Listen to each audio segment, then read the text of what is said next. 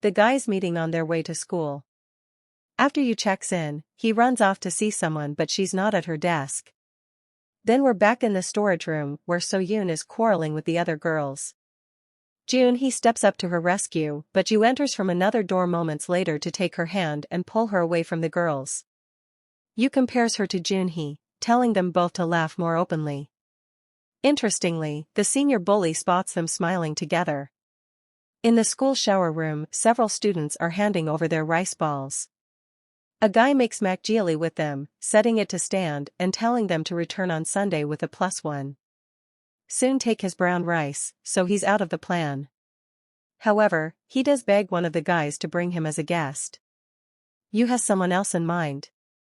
At home studying, Junhee thinks about So-yoon's laughter but forces himself to focus.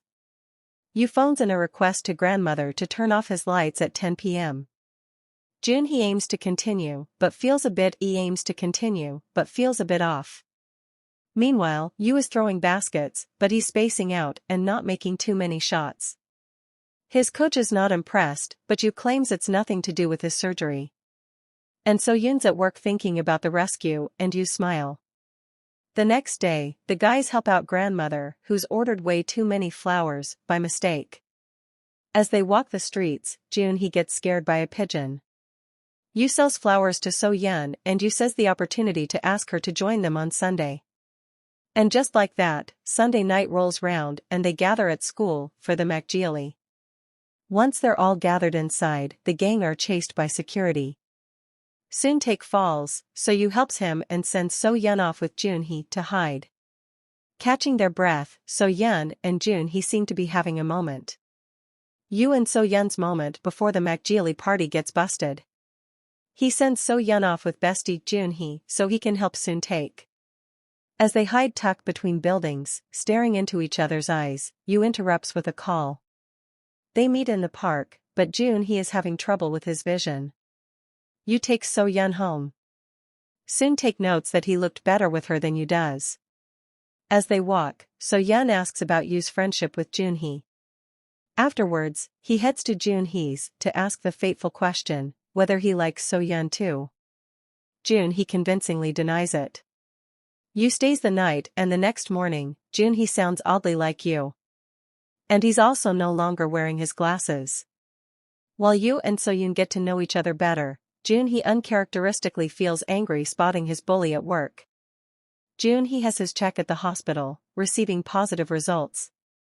He mentions his abnormalities, but they're deemed a good thing, so he just goes with it.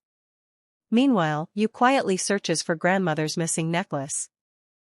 So-yoon is left alone in the classroom and takes something from another student's desk. In 2023, she shares the news that she's in the midst of a theft case, and in the classroom, Yu checks her bag and not only finds the item but the necklace belonging to Junhee's grandmother too. In the classroom with Yu catching So-yoon and checking her bag, calling her a thief. She claims she doesn't know where she got the necklace, and he walks out on her.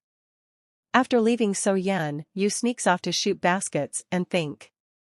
He recalls So-yoon drinking beer and that he's heard she transferred schools a lot. After school, Jun notices more similarities to Yu. And he's surprised to receive his grandmother's lost necklace. Yu claims he doesn't know where he found it, but So-yoon remembers finding it on the stairs. At dinner, grandmother wonders why Junhee is using his right hand and he makes an excuse. She's delighted when he hands over the necklace Yu found. Yu can't stop thinking about catching So-yoon. While Junhee starts listing all the changes he's noticed in himself. The ultimate test is eating a few peanuts, but it seems like he's fine in that department. At school, the bully approaches So-yoon and even though they're not talking, Yu heads in for the rescue. She just walks away from them both. Yu asks So-yoon about her secret and she tells him what he's already discovered: she steals. Junhee asks his grandmother if she'd be happy if he were more like Yu, but of course she just teases him. Walking along with her, he spots So-yoon and runs after her, catching her stealing from a shop. She confirms that Yu caught her too, and walking back, Junhee spots the bully dragging another kid and he can't stop himself from getting involved. As Junhee takes another beating, Yu starts to feel restless. And just as Junhee's about to take another hit, Yu jumps in.